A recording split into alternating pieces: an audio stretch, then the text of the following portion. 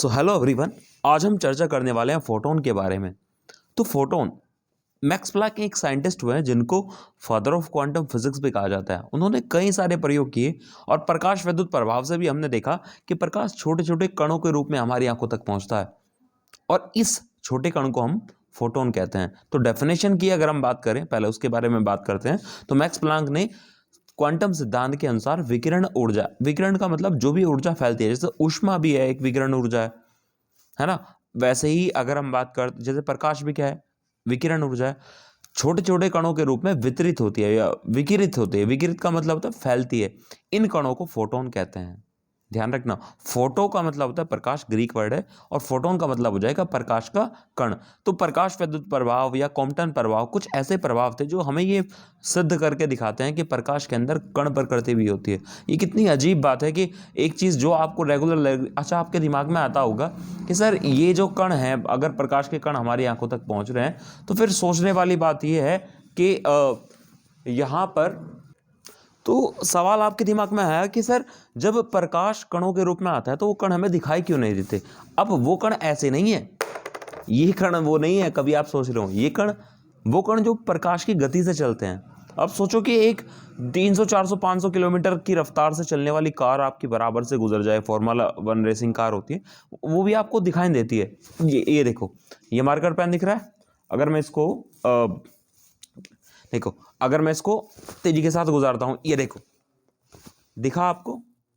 जवाब है दिखा होगा, लेकिन बहुत मामूली। तो आपकी आंखें जब इसको नहीं देख पा रही हैं तो सोचो कोई चीज प्रकाश की गति से चल रही है, 3 लाख किलोमीटर पर सेकंड की रफ्तार से चल रही है, तो उस गति से चलने वाले कण को हमारी आंखें देख सकती है? तो पॉसिबल नहीं है, हम फोटोन को नहीं देख सकते हैं। ठीक है, हालांकि आगे अगर क्वांटम फिजिक्स में तुम आगे जाते हो तो टाइम डायलेशन और मतलब समय बाध्यता जो आइंस्टीन ने बताई थी इक्वेशन, उसके अकॉर्डिंग भी हम इस बात को प्रूफ कर सकते हैं कि हम फोटोन को नहीं देख सकते हैं। पर खैर, अभी आप छोटी क्लासेस में हो तो वहां तक ना आते हुए अभी हम इसके गुणों पर आते हैं। ठीक है, तो ये ऊर्जा के कण होते हैं जो तथा प्रत्येक फोटोन की ऊर्जा h नहीं होती है। यहाँ h प्लांक नियतांक व न्यू प्रकाश स्रोत की आवृत्ति है। ठीक है, 2 गुण लिखने के लिए आ जाता है, 3 आ जाते हैं। फोटोन प्रकाश की चाल से चलते हैं। ध्यान रखना, प्रकाश के कण है तो प्रकाश की चाल से ही चलेंगे, सीधी सी बात है। तीसरा, ये वैद्युतीय उदासीन कण होते हैं, यानी कि इनमें कोई आवेश नहीं होता है, तथा जब आवेश नहीं होता तो बाह्य वैद्युत क्षेत्र तथा चुंबकीय क्षेत्र द्वारा विचलित नहीं होते हैं, तो बिल्कुल भी नहीं होंगे।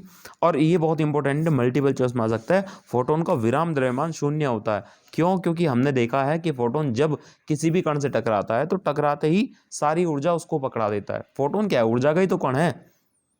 अब देखो, ये ऊर्जा जब फैली हुई है, बिखरी हुई है, तो एक तरंग है, और ये ऊर्जा सिमटी हुई है, कंसंट्रेट है, तो ये कण की तरह काम करती है। बस इतनी सी बात है। तो ये कण ऊर्जा के कण है। काम क्या है इनका? ऊर्जा देना और खत्म हो जाना। तो फोटोन जैसे ही मेरे हाथ से टकराया, किसी भी चीज से टकराएगा, ऊर्जा देगा और खत्म हो जाएगा। जैसे आपके पेरेंट्स, जैसे आपके टीचर आपको वो सब कुछ देंगे जो उनके पास है, लेकिन खुद एक समय पे खत्म हो जाएंगे। ठीक है, बात इमोशनली है पर रियलिटी यही है, क्योंकि मेरे साथ ऐसा हो चुका है। पापा नहीं है, मम्मी भी नहीं है। खैर, ये हुआ यहां तक। अब चलते हैं आगे। ठीक है, तो एक बढ़िया टॉपिक द्रव्य तरंगे या डी ब्रोगली तरंगे। देखो, समझने वालों के लिए बहुत आसान है, नहीं तो ये कभी समझ में आता ही नहीं है। आप इसको नॉर्मली समझते हो, लेकिन अभी आप समझो द्रव्य तरंगे क्या है। देखो भाई, एक सवाल आपसे है। सवाल ये है कि जैसे आपको ये देखो, ये आपको टेप दिखाई दे रही है। ठीक है, अगर मैं इसको ऐसे चला रहा हूं तो आपको क्या दिख रही है? अभी भी टेप दिख रही है, हाँ है ना? कंफर्म? स्पीड बढ़ाऊं, टेप ही दिख रही है, और बढ़ाऊं। अब ध्यान देना, हो क्या रहा है? हो ये रहा है कि अगर मैं इसकी स्पीड ऐसे करता हूं, ऐसे, ऐसे और ऐसे, तो आप एक बात बताओ, जब मैं इसकी स्पीड बढ़ा रहा हूं तो आपको ये लहर सी दिख रही होगी। ये देखो, टेप तो शायद नहीं दिखी होगी, है ना? ये देखो, तो अब आप सोच के देखो, ये मामूली स्पीड थी जो मैं अपने हाथ से दे सकता था। ये कण है और ये बड़ा भी है। अब सोचो कि ये कण बहुत छोटा हो। सोचो कि अगर मैं इसका इतना सा हिस्सा लूं, बस इतना सा, ठीक है, दिखाई दिया ये पड़ा हुआ। अब अगर मैं इतना सा हिस्सा लूं और उसको बहुत तेजी के साथ चलाऊं, तो आप सोच के देखो, क्या वो कण आपको दिखाई देगा? जब ये दिखाई दे रही है तो आप सोचो कि क्या वो कण दिखाई देगा? या अगर इसका एग्जांपल लूं, इसको अगर मैं तेजी के साथ ऐसे चलाऊं, तो आप ये बताओ, क्या ये कण की तरह काम कर रहा है? क्या ये मार्कर पेन दिख रहा है आपको? एक लहर सी दिख रही होगी आपको। तो आपने क्या देखा कि अगर मैं इसको बहुत तेजी के साथ चलाता हूं तो ये भी लगभग व्यवहार करने लगता है तरंग की भांति। हालांकि ये प्रॉपर तरंग नहीं है, क्योंकि मैं अपने हाथ से बहुत कम स्पीड दे सकता हूं। अब सोचो कि अगर मैं इसको प्रकाश की चाल से चलाऊं या प्रकाश की चाल के लगभग चाल से चलाऊं, 1 लाख किलोमीटर या 2 लाख किलोमीटर पर सेकंड, अगर मैं इस तरीके से इसको चलाऊं, तो आप सोच के बताओ क्या ये आपको मार्कर पेन दिखाई देगा? जवाब है नहीं। तो ये क्या दिखाई देगा? एक लहर सी, एक तरंग सी आपको दिखाई देगी। जैसे आसमान में देखते हो ना, मेट्रो उड़ते हैं, जिनको आप टूटता हुआ तारा कहते हो, वो बहुत तेजी के साथ जाते हैं, तो क्या कण दिखाई देता है वो आपको लगता है जैसे एक लहर सी आई हो, ऐसे ऐसे, है ना? तो अब आप मुझे बताओ कि जब कण बहुत तेजी के साथ चलेंगे तो वो किसकी तरह काम करेंगे? तरंग की तरह। तो यहां पर यही कहा गया कि जब द्रव्य कण जैसे इलेक्ट्रॉन, प्रोटॉन, न्यूट्रॉन या फोटोन अति उच्च वेग से चलते हैं, गति करते हैं, तब ये तरंग की भांति व्यवहार करते हैं। इन तरंगों को द्रव्य तरंगे, क्योंकि ये द्रव्य कण है तो द्रव्य तरंगे या द्विब्रोगली तरंगे कहते हैं। कोई डाउट नहीं होना चाहिए, ठीक है। अब आपको बता दूं कि इन तरंगों की जो तरंग दैर्ध्य होती है ना, वो होती है लैम्डा बराबर h/p या h/mv, ठीक है। तो अभी हम इसको प्रूफ करेंगे। ये है द्विब्रोगली तरंग, ठीक है। समीकरण इंपॉर्टेंट है, ये बहुत बढ़िया है, ठीक है। यहां तक कोई डाउट नहीं है? चलें आगे। अब हम द्विब्रोगली समीकरण प्रूफ करने वाले हैं, ठीक है। तो द्विब्रोगली समीकरण, तरंग समीकरण की बात करते हैं। आपने कहा कि द्रव्य कण किसकी तरह काम करते हैं? तरंग की तरह। तो उनकी तरंग दैर्ध्य क्या होगी? उनकी लंबाई क्या होगी तरंग की, है ना, एक चक्कर में? तो वो हमें निकालना है। तो ध्यान से देखना करना क्या है, ठीक है। माना कोई फोटोन के लिए लेते हैं ना, फोटोन भी तो कण ही है ना। इलेक्ट्रॉन के लिए भी निकाल सकते हो, जिसके ले जाओ उसके लिए निकाल सकते हो। फोटोन जिसका गतिमय द्रव्यमान, क्योंकि विराम द्रव्यमान तो शून्य होता है। द्रव्यमान कितना है हमारे पास? स्मॉल m है। अब ये चलेगा किसकी रफ्तार से? प्रकाश की चाल से गतिमान है, ठीक है। इतना आप लिखेंगे, ठीक है। अब यहां दो साइंटिस्टों को मिला दो, आपकी द्विब्रोगली समीकरण तैयार, ठीक है। जैसे एक रेसिपी मिलती है ना सब्जी बनाने की, ये मसाला मिला दो, सब्जी तैयार, ऐसे ही वैज्ञानिक आइंस्टीन के अनुसार, है ना, वैज्ञानिक आइंस्टीन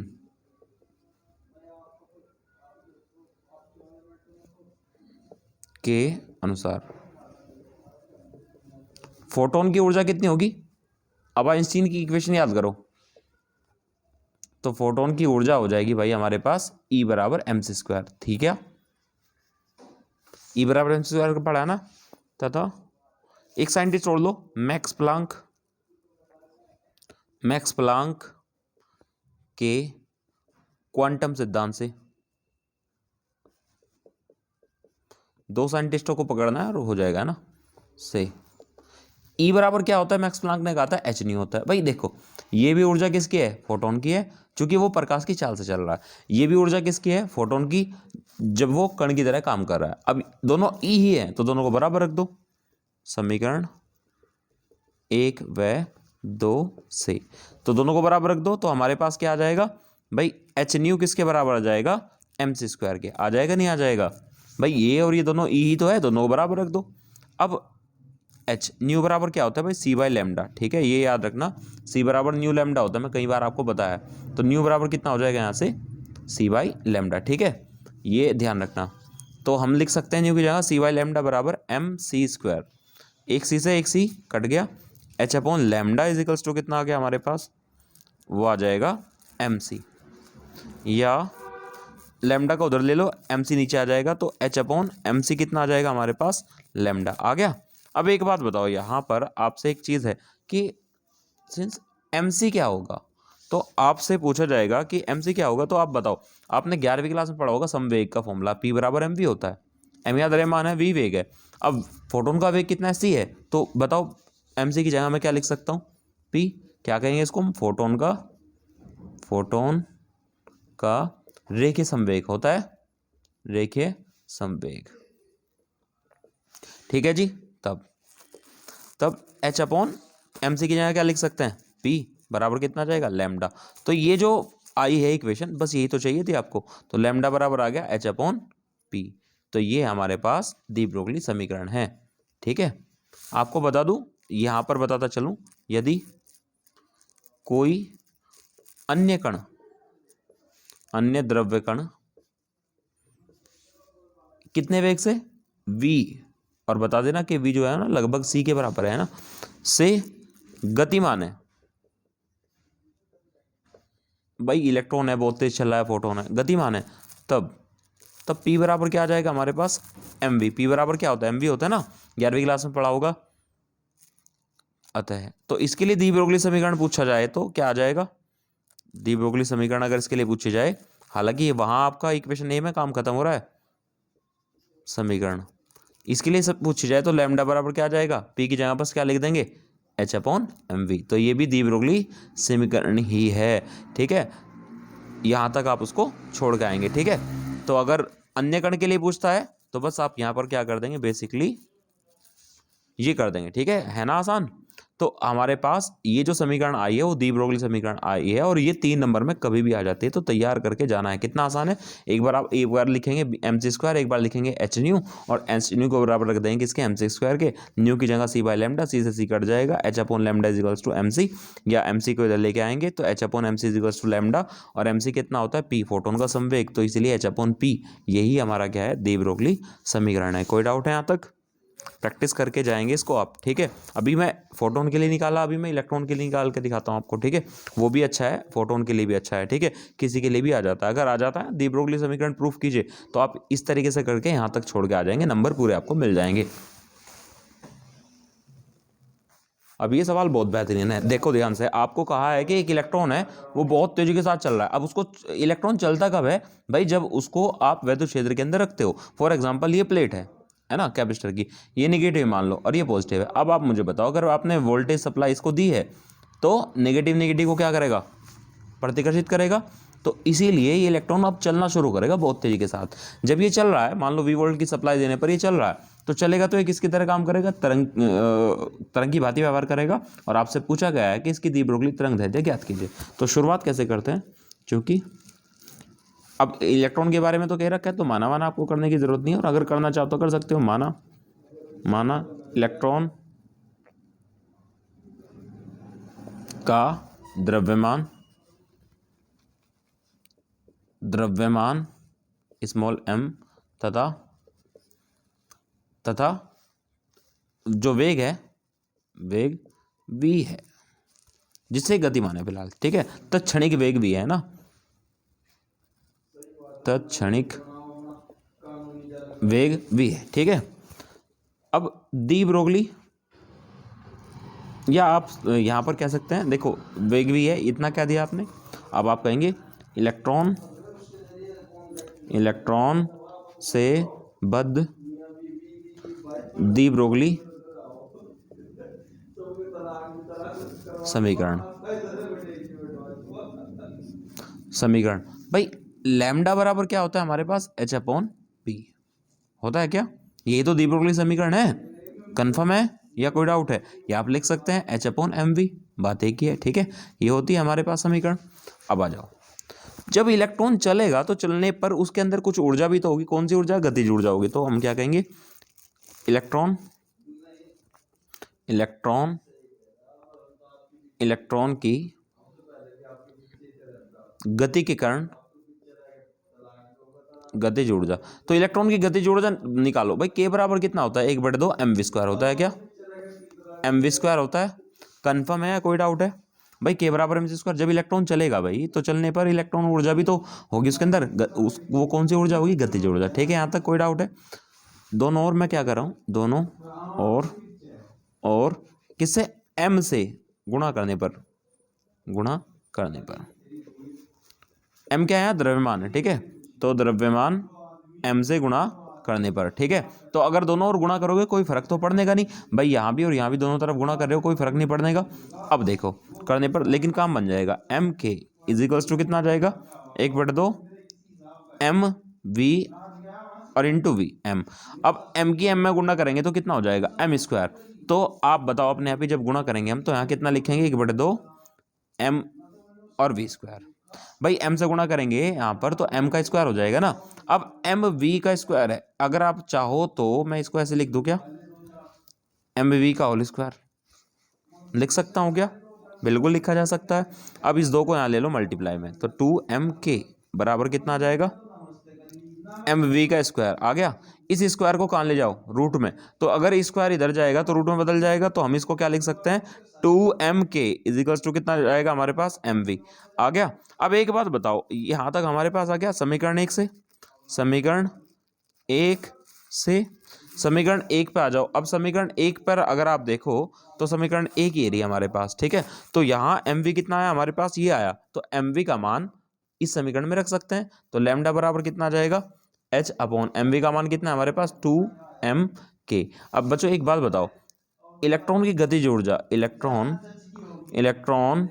की गतिज ऊर्जा, तो इलेक्ट्रॉन की गतिज ऊर्जा कैसे निकालेंगे, ऊर्जा, तो भाई k बराबर कितना होता है हमारे पास, mv होता है, सॉरी k बराबर कितना होता है, ev पढ़ा आपने, अगर देखा हो, नहीं देखा तो बताओ। w बराबर क्या होता है, या v बराबर क्या होता है हमारे पास, w बटे q होता है क्या, ये तो पढ़ा ही है ना।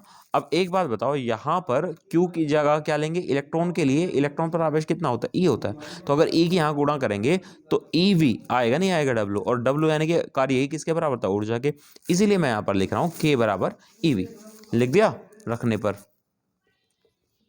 तो रखवाओ। तो लैम्डा बराबर कितना आ जाएगा हमारे पास, h अपॉन रूट के अंदर 2m ev आ गया। तो ये हमारे पास क्या आ गई, आपकी समीकरण आ गई।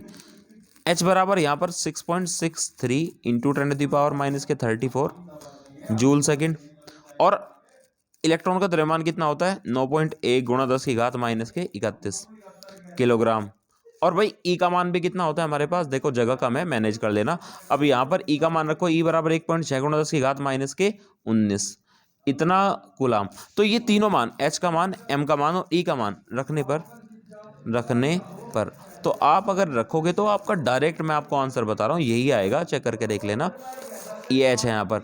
तो अगर आप ये वैल्यू रखोगे तो रखने पर आप वहाँ पर एग्जाम में रख के दिखाएंगे, पर मैं यहाँ डायरेक्ट आपको लिख के दे रहा हूँ, ये आएगा 12.27 गुणा 10⁻⁻10 बटे यहाँ कितना आ जाएगा हमारे पास, रूट के अंदर v। अब 10⁻⁻10 को हम क्या कहते हैं, 10⁻⁻10 को कहते हैं हम एंगस्ट्रॉम। तो इसकी जगह पर हम क्या लिख के आएंगे वहाँ पर एग्जाम में, एंगस्ट्रॉम, ठीक है। इस तरीके से ये सवाल हो जाएगा। आपको एक चीज और बता दूं, कई बार ना 2/7 ना लिखे वो 12.3 क्या देता है, तो 2/7 को अप्रोक्सीमेट क्या कहोगे आप, 3 ही तो कहोगे। तो इस तरीके से आप इलेक्ट्रॉन से बद्ध भी तरंग दैर्ध्य निकाल सकते हो डी ब्रोगली। शुरुआत कहाँ से करेंगे भाई, लैम्डा बराबर होता है h अपॉन mv, समीकरण 1 मान ली। अब गतिज ऊर्जा इलेक्ट्रॉन की होती है हाफ mv², दोनों तरफ m से मल्टीप्लाई करेंगे तो हमारे पास ये आ जाएगा। यहाँ मुझे mv की वैल्यू निकालनी थी, ऐसा मैंने इसीलिए किया, इसको इधर लेके जाएंगे तो 2m के बराबर mv का होल स्क्वायर आ जाएगा, ये स्क्वायर कहाँ जाएगा, रूट में, ये हमारे पास mv का मान आ गया। अब लैम्डा बराबर h अपॉन mv था, mv की जगह ये वैल्यू रखेंगे तो ये बात बनेगी। अब k बराबर होता है ev, ये मैंने आपको अभी बताया इलेक्ट्रॉन की गतिज ऊर्जा। अब अगर रखोगे तो हमारे पास ये समीकरण आएगी। अब यहाँ पर h, m और e तीनों की वैल्यू रखेंगे तो हमारे पास क्या आ जाएगा, 12.27 बटे रूट के अंदर v एंगस्ट्रॉम, ये आपका आंसर आ जाएगा। कोई डाउट है क्या, नहीं है, चलते हैं आगे। देखो यहाँ तक आप इसको करेंगे, अब मैं आपको इसके न्यूमेरिकल्स करवाने वाला हूँ इसके बाद, ठीक है।